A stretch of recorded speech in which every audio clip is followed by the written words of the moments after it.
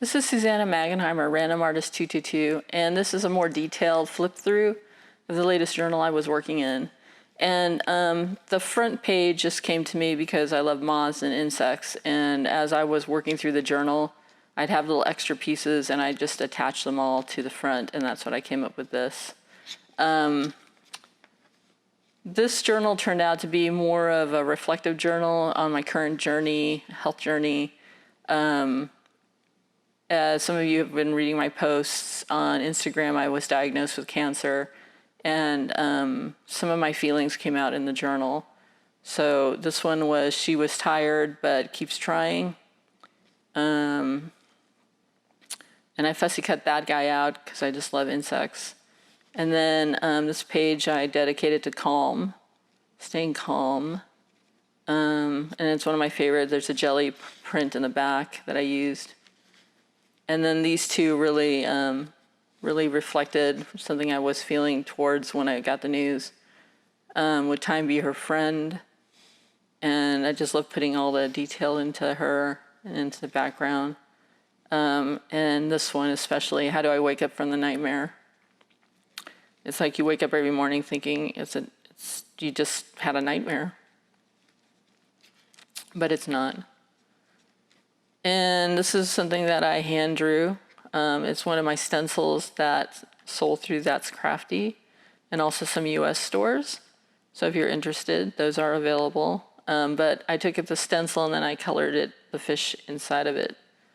Here's another version of that stencil here. And then I just did a little ode to the theme here. I like the ship with the ocean waves. And I did a little insert here showing how detailed you can get on teeny tiny tags. And then this page really spoke to me because, again, it's the love of the ocean, but I took Dresden pieces, which are basically gold foiled images that are called Dresden, German Dresden. And I antiqued them and made them feel, to me, like they were more like a brass jewelry piece that I added to the page. I was really happy with that technique. And the dream statement. And then this one, I just took some jars and I just decorated them up. My word's grateful here, that it's not worse than it could be right now.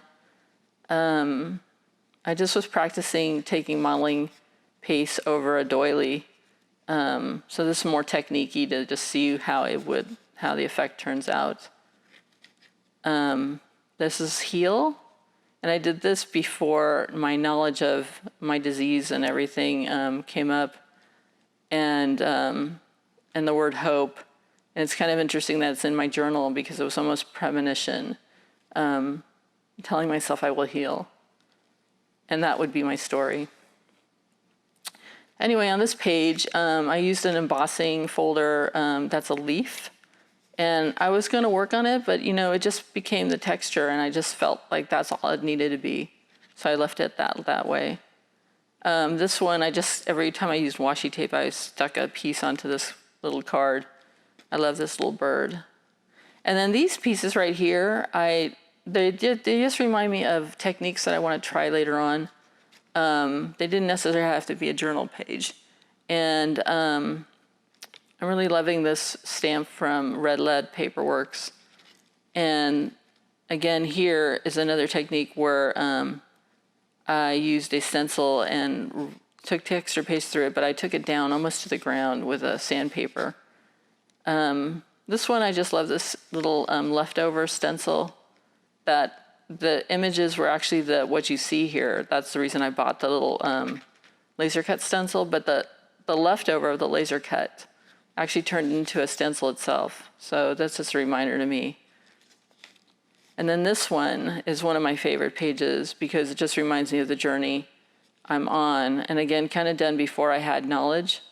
And I love moths. They're, to me, symbolic of change and morphing and stuff like that. And that how some people have their goals, and some people do not make their goals, and that's what the broken wings are. And I highlighted the moths in neon to give that effect. And then this one again, time is the theme. Again, not with knowledge, without knowledge of what was going on. And then when I did have knowledge of what was going on, this one came to me.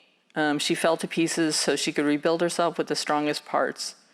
It's just one of my favorite journal pages because it really reflects how I feel right now. And then this one, I took a stencil in the background and I just went back to my scientific roots to make it look like a scientific field work page.